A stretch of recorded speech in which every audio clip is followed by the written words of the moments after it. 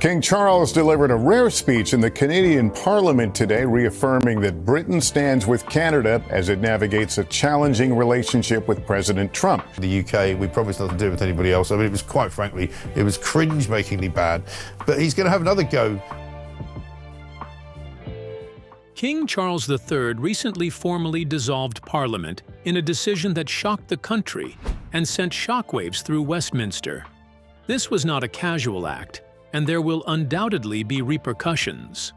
Full-fledged constitutional anarchy has resulted from what started as whispers in backroom passageways and covert threats across the political aisle.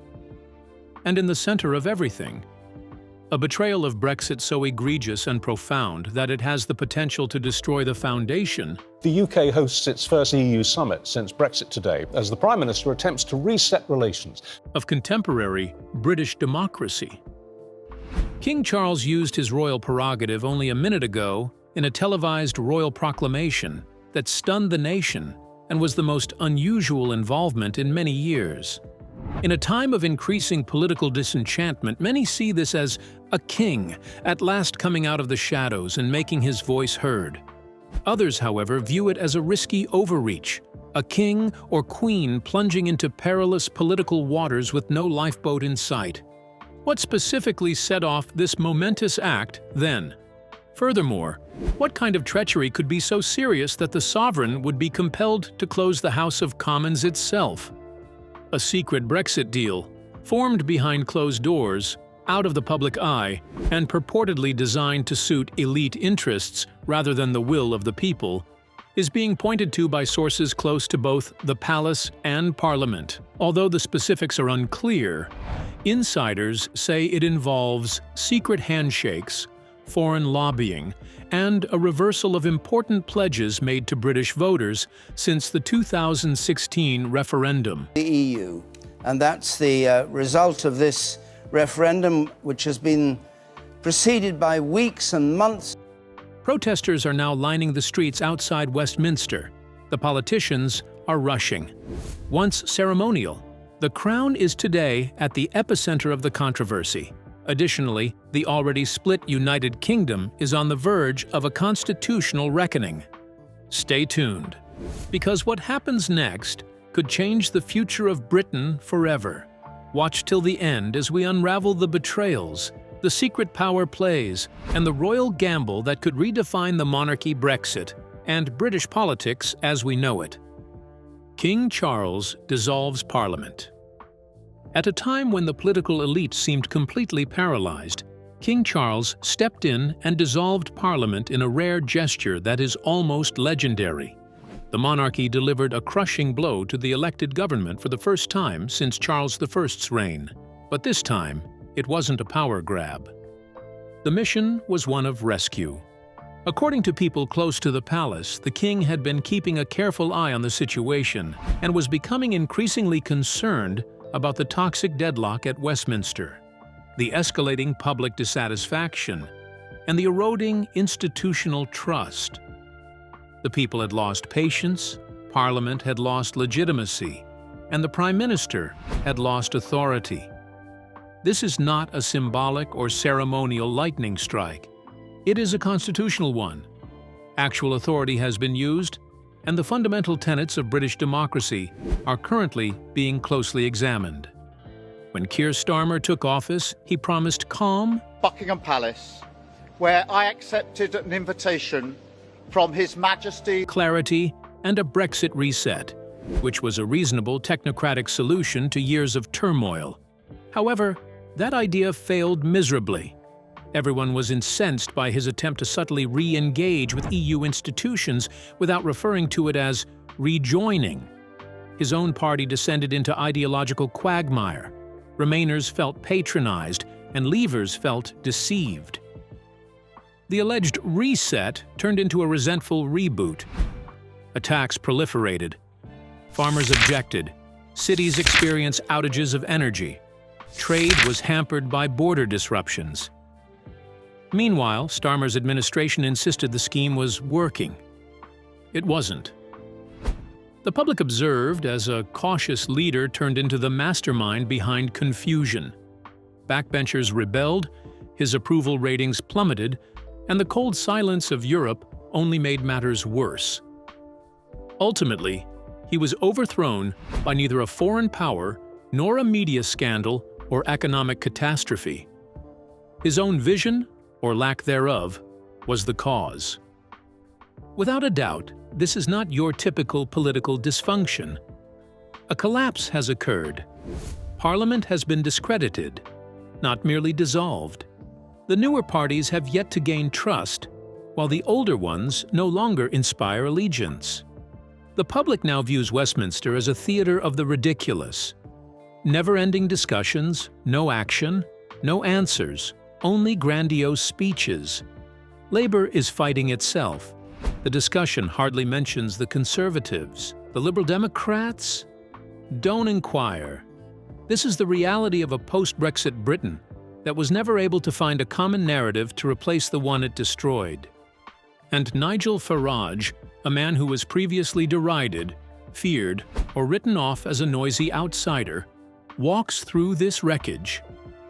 Now, though, he is the only political figure who speaks clearly and appeals to something fundamental like as sovereignty, national identity, and a deep-seated feeling that Britain's elite has degraded and mishandled the country. Everything about the British Empire was racist, and that we should pay reparations. Some have referred to him as a provocateur, a disruptor, or even a dangerous demagogue. Farage, meanwhile, is the only individual who doesn't appear shocked in this moment of collapse. He forewarned of these crises, and they have now materialized. The polls are changing. Voters from the working class, long-time Labour families, and former Conservative supporters are all gravitating towards him. A new party or a complete realignment is being discussed. People are hearing Farage's voice over the static, whatever it turns out to be. You may have experienced referendums, resignations, and recessions. However, this is not the same. The Crown itself may be the catalyst for a total overhaul of the British political system, rather than the electorate. We've ventured into unknown territory. A constitutional crisis, a national renaissance, or both could be the next event. Will the monarchy have a greater influence? Will the ashes give rise to new parties? Or is Farage going to ride a wave of anti-elite wrath into number 10? There is no denying that British politics will never be the same. Entering number 10, Keir Starmer pledged to be the calm voice after the storm, the cure to turmoil. He presented himself as the adult in the room in everything from primetime interviews to the dispatch box in Parliament. The word stability, he said. Believe me, he said. However, what exactly did he bring to the British people? A refined tone conceals a significant reversal of Brexit's main accomplishments. There was a strategy behind those well-written declarations, one of subtly ceding sovereignty. Regaining authority over British law was one of the most symbolic outcomes of Brexit. The final say was taken away from EU judges, or so we believed. The UK discreetly re-established its relationship with the European Court of Justice, ECJ. Under Starmer's Brexit reset, EU law started to reappear in the British legal system, influencing regulatory frameworks, trade conflicts, and even environmental law. This went beyond simple legal alignment. This was a backdoor for Brussels to influence British decisions, legal reliance. After being reclaimed by the people, sovereignty was gradually being ceded in formal legalese that few outside Whitehall were aware of. A smile, a shrug, and a silent betrayal. Pharmaceuticals, steel, and technology. Vitality. The British industries that previously characterized the might of the country are currently up for auction. Under the guise of global partnerships, Starmer's trade policy encouraged foreign acquisitions of important sectors. Strategic British assets were seized by multinationals, many of which were based in the EU. These acquisitions, in contrast to previous agreements, offered no protection for UK workers and no pledge to uphold British values or jobs. Once teeming with local pride, factories from Sheffield to Sunderland are now home to anonymous conglomerates' branch offices. It was monetization, not modernity. Furthermore, the people making the money did not have British flags fastened to their lapels. Brexit promised to restore British authority over our waterways, which has long been a source of resentment among UK fishermen. And we had it for a second. Starmer signed it away after that. The New Deal allowed access to UK waters for EU vessels. Thames water is once more in danger of sinking. Through 2037. That's another 12 years of British fish being harvested by foreign trawlers, while domestic fishermen are drowning in red tape and declining catches. There was more to this than a trade-off. From Cornwall to Grimsby, it was a metaphorical knife to the core of coastal towns. They weren't merely fish. These were identities, customs, and means of subsistence. What's the deal? Without a single vote in Parliament, it was signed behind closed doors and in back rooms. It was dubbed mending fences by Starmer. It was referred to by fishermen as gutting like a cod. It's not only the policies that make this all so eerie. It's the methodical, silent manner in which they were delivered. No flaming speeches, no democratic discussion. Behind the scenes, just a signed dotted line and a grin for the cameras. Millions of people voted for Brexit because they wanted control, not turmoil, and have seen their dreams gradually fade. Not with headlines or rioting, but with courteous handshakes, legal small print, and tactful nods in Brussels. This was not a blatant betrayal of unfulfilled promises. The tacit betrayal of diplomacy was what it was. Starmer remained silent. When he grinned, the voices of the people were subtly muffled. This wasn't just a small technocratic choice that was included in a policy document. No, this was a thunderclap from politics, a total overturning of the Brexit mandate that 17.4 million voters approved in 2016. The message was overwhelming at the time: withdraw from the EU, regain control, and regain sovereignty. Now though, under Keir Starmer's leadership, that vision has been subtly destroyed. The people who believe they know better overrode Britain's democratic vote behind closed doors and under layers of political language. Not only did Starmer's party not respect Brexit, they deliberately undid it. By doing this, they have caused a strong, lingering sense of betrayal throughout the nation. Starmer has been busy clinking drinks at Davos, mingling with unelected EU commissioners and international banking barons, while working-class towns grapple with growing expenses, deteriorating infrastructure, and disappearing employment. The image of the metropolitan elite drinking champagne in the Alps as British towns deteriorate from the inside out is timeless. Scunthorpe and other steel towns, Cornwall fishing communities, Hastings to Hartlepool's high streets. Not because of Brexit, but because Westminster never fulfilled its promises of reform, everyone has been neglected since the EU. Rather, Starmer mixed with the Davos set. The very people who created the economic structure that eroded Britain's manufacturing foundation and reduced a proud country to a dependent outpost on the service sector. The Sunderland pensioners are not served by Keir Starmer. He doesn't stand up for the Walsall manufacturing worker. Instead, he rules on behalf of the multinational elite, the corporate giants, and transnational technocrats who grew rich while Britain's middle class crumbled. These are the same individuals who grinned while globalization tore communities apart, who supported the outsourcing of industries, open borders, and inexpensive labor. They view Starmer as the perfect leader since he is courteous, well-groomed, and adaptable. For millions of voters, however, wearing a fitted suit, he represents treachery.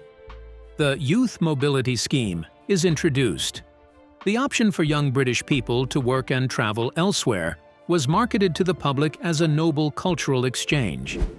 Peeling back the PR, however, reveals this: freedom of movement through stealth. No precise figures, no oversight by Parliament, no actual restriction. This was not policy, rather, it was a covert call for open borders disguised in sentimental language. And this was the last straw for a lot of Leave voters. They finally saw this for what it was after years of being disregarded. The return of EU-style migration, without the civility of discussion or agreement. Leaders of the European Union have finally reached a consensus on the region's immigrant crisis. The atmosphere in Britain changed. From silent dissatisfaction to outright rage, shouts replaced the whispering. The betrayal narrative erupted in local party meetings, WhatsApp groups, and pubs. Members of Parliament on the backbench felt the heat.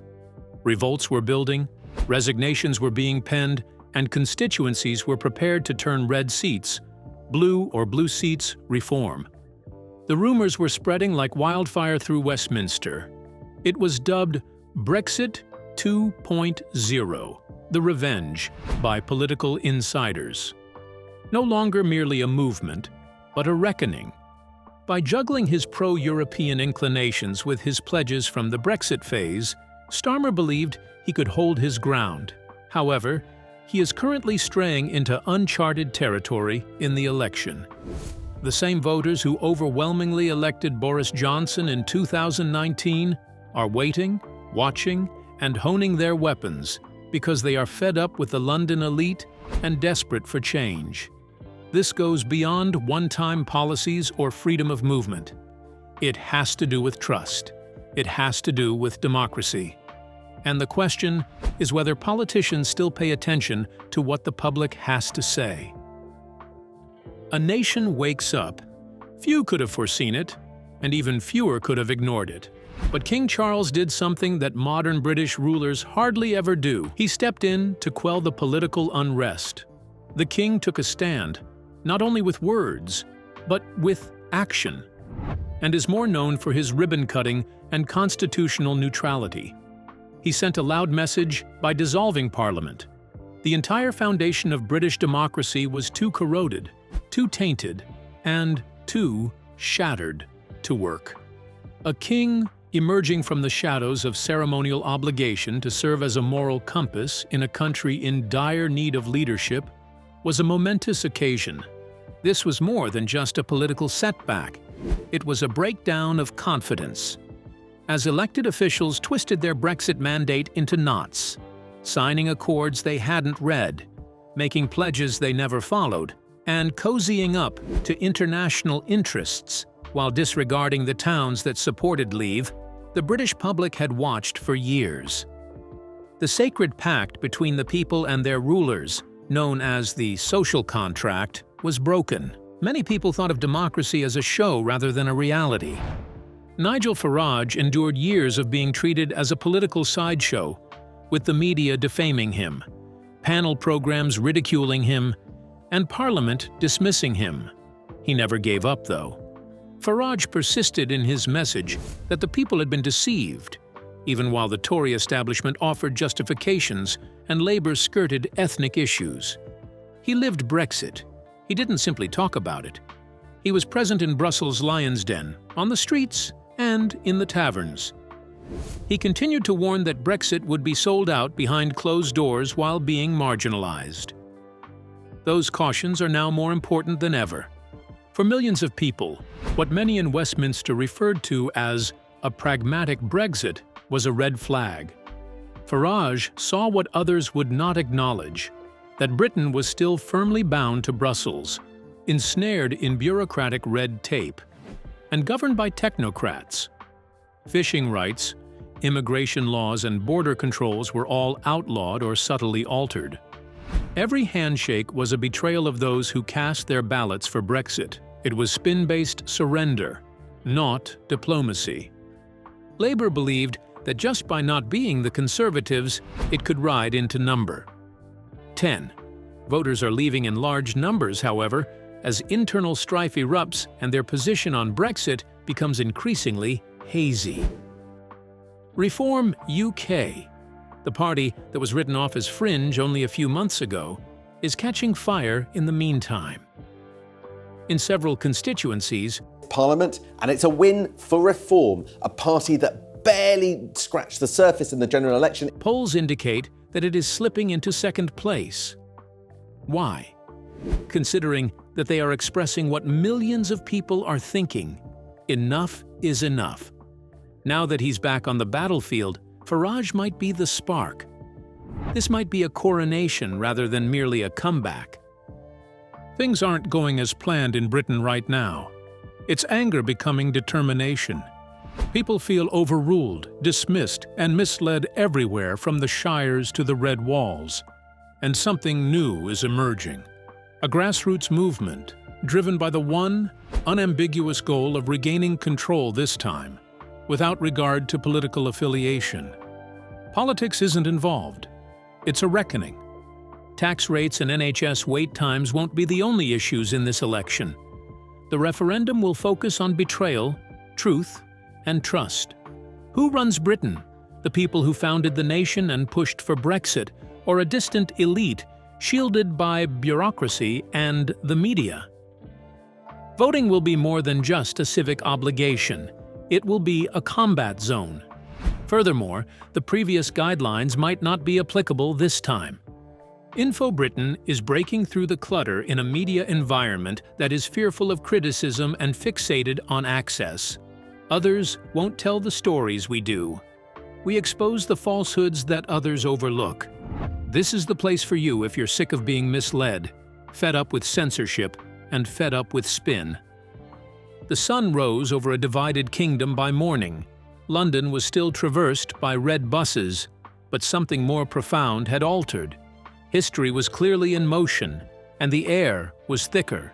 The king had thrown down a challenge that no monarch had dared in nearly 2 centuries. There would be a general emergency election in the coming days. The military presence around Parliament was subtly enhanced, and a caretaker administration was put in place. Scotland threatens to hold another referendum on independence. Wales did the same. Furthermore, the status of Northern Ireland was once more in doubt. To stand up to a parliament that disregarded the desire of the people, Charles III had risked everything: his popularity, the monarchy's neutrality, and perhaps even the crown itself. Was he a savior or a rebellious sovereign? Whether this marks the beginning of British democracy's demise or its revival, only time will tell. People wait, though, for the time being. And one headline haunts every screen, every whisper, and every mind in a country that once dominated the waves. King Charles dissolved Parliament 1 minute ago. The UK was shaken by the Brexit betrayal. The country waits for the king to finish speaking. Is Parliament as we know it coming to an end? Or the first steps toward a royal reckoning? Tell us in the comments below. Was this audacious or careless? And what lies beneath the treachery of Brexit? For more shocking updates, don't forget to like, share, and subscribe to our channel.